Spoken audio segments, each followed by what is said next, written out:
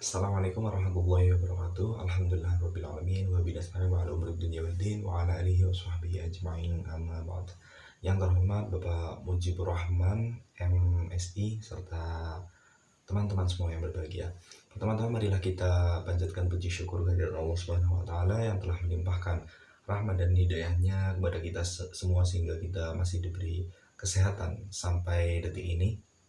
Salawat serta salam semoga tetap terlimpah curahkan pada tujuan kita Nabi Agung Muhammad Sallallahu Alaihi Wasallam yang telah membawa kita dari zaman jahiliyah menuju zaman terang benderang, yaitu dinul Islam.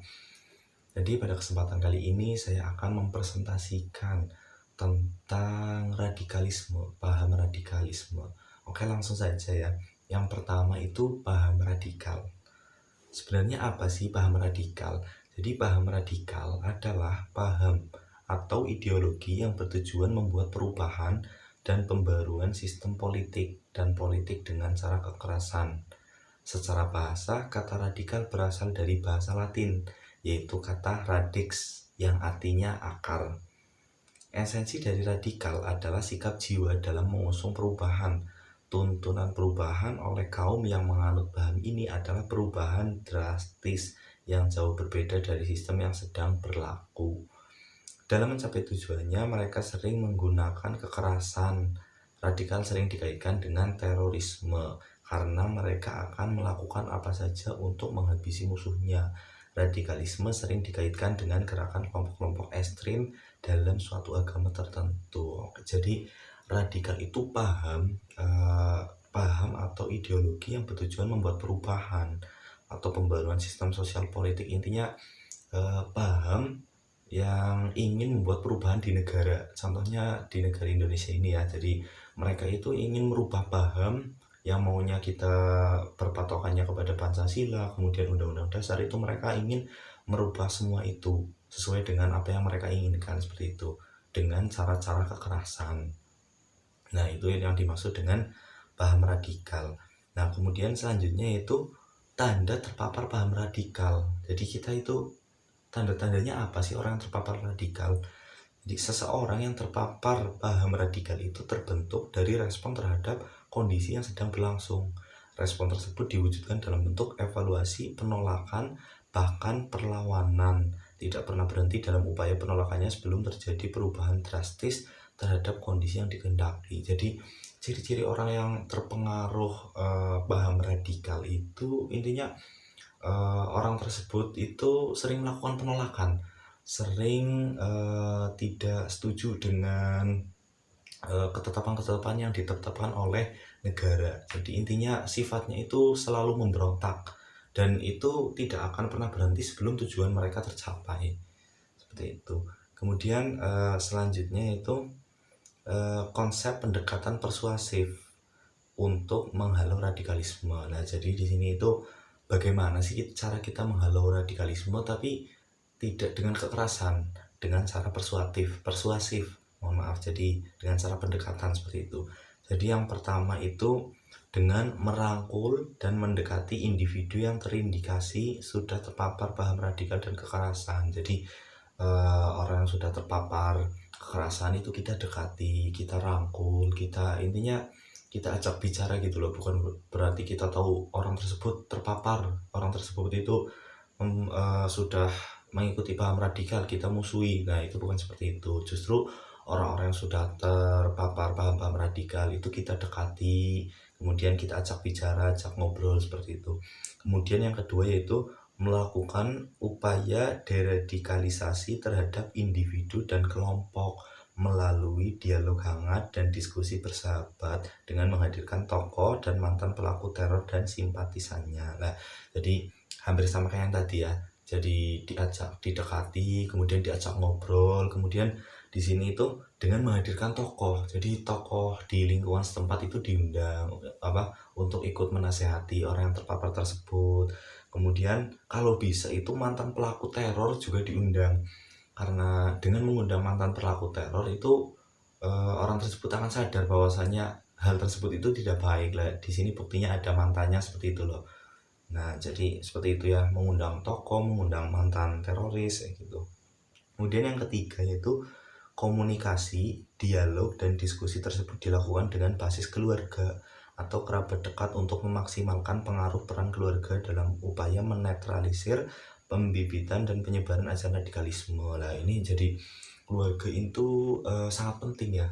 Peran keluarga itu sangat penting dalam menghalau paham radikal. Jadi kita itu benar-benar harus menjaga keluarga kita. Jangan sampai ada dari salah satu keluarga kita kok sampai terjerumus ke paham radikal, itu sangat berbahaya. Jadi keluarga itu benar-benar istilahnya tembok pertama sebagai penghalau paham radikal. Kemudian yang selanjutnya itu komunikasi, dialog, dan diskusi tersebut juga dilakukan dengan basis masyarakat, yaitu pelibatan tokoh-tokoh agama, tokoh masyarakat, dan lain-lain. Nah, tadi hampir sama ya dengan yang nomor 2, intinya dengan melibatkan tokoh-tokoh, entah itu tokoh agama, tokoh adat, apapun itu.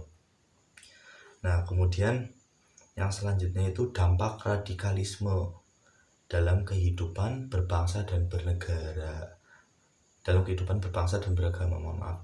Jadi dampak radikalisme dalam kehidupan berbangsa tentu sangat berbahaya. Sekarang ini banyak kelompok-kelompok yang secara diam-diam atau terang-terangan ingin mengganti dasar negara RI yang merupakan landasan terwujudnya persatuan dan kesatuan RI. Mereka menyempal dan berafiliasi ke jaringan Islam aliran keras. Mereka yang setuju dengan penggantian Pancasila dan UUD 45 bergabung dan membuat kelompok eksklusif yang dibungkus dengan agama. Jadi mereka itu biasanya berkedok agama dengan aliran keras yang ingin membuat negara Islam seperti itu. Jadi ini sangat bahaya dampaknya dalam kehidupan berbangsa, karena apabila ini dibiarkan itu maka dapat merusak tatanan suatu negara. Nah, jadi ini sangat bahaya, mohon maaf. Kemudian sedangkan dampak terhadap agama juga sangat berbahaya, karena tidak semua radikalisme itu berbentuk kekerasan. Dapat juga menggunakan ideologi yang dasarnya tetaplah fundamentalisme yang membentuk kultur yang menyimpang dari keagamaan. Nah, jadi ini juga pencemaran nama baik agama ya, karena paham-paham radikal itu biasanya mengatasnamakan suatu agama seperti itu. Jadi itu sangat bahaya. Nah, kemudian lanjut genealogi moderat dalam Islam. Jadi gen istilahnya itu dalam Islam itu ada gen moderat apa enggak sih? Jadi sudah tentu ya dalam agama Islam itu mempunyai gen moderat. Hal tersebut dapat dilihat dari ayat-ayat Al-Quran dan hadis Nabi yang mengisyaratkan bahwa Islam adalah agama yang moderat. Jadi di sini ada ya tertuang dalam Quran surat Al-Baqarah ayat 143 itu dalam PPT bisa dibaca, yang artinya, dan demikian pula kami telah menjadikan kamu umat Islam, umat yang adil dan pilihan, agar kamu menjadi saksi atas perbuatan manusia dan agar Rasul Muhammad menjadi saksi atas perbuatan kamu. Jadi intinya kita harus moderat, harus adil ya. Kemudian yang kedua itu ada hadis riwayat Ibnu Majah dari Sayyidina Ibnu Abbas yang artinya, wahai manusia, jauhilah oleh kalian sikap terlalu berlebih-lebihan atau melampaui batas dalam beragama, karena sesungguhnya hal yang menghancurkan umat sebelum kalian adalah lantaran sikap terlalu berlebih-lebihan dalam beragama. Jadi nggak dalam beragama saja ya, dalam apapun itu jangan berlebih-lebihan, sewajarnya saja, ala kadarnya saja, seperti itu. Kemudian yang selanjutnya yaitu tentang moderasi beragama di Indonesia ya. Jadi berdasarkan KMA nomor 93 tahun 2022 tentang pedoman penguatan moderasi beragama bagi bangsa Indonesia, keragaman diyakini sebagai takdir, ia tidak diminta melainkan pemberian Tuhan yang mencipta, bukan untuk ditawar melainkan untuk diterima. Jadi keberagaman di Indonesia ini merupakan suatu takdir ya dari Sang Maha Kuasa, dari Allah Subhanahu wa taala. Moderasi beragama memiliki arti mengedepankan keseimbangan dalam hal keyakinan, moral, dan watak sebagai ekspresi sikap keagamaan individu atau kelompok tertentu di tengah keberagaman dan kebinekaan fakta sosial yang melingkupi hidup kita. Jadi intinya itu kita dalam hidup berbangsa dan bernegara di Indonesia ini harus imbang lah, harus imbang, tidak condong kanan ke kiri, intinya harus seimbang, harus adil. Kemudian urgensi mata kuliah moderasi Islam, pentingnya mata kuliah moderasi Islam. Jadi menurut saya ya pentingnya mata kuliah pendidikan moderasi Islam itu, saya itu menjadi tahu bagaimana saya harus bersikap dalam kehidupan beragama.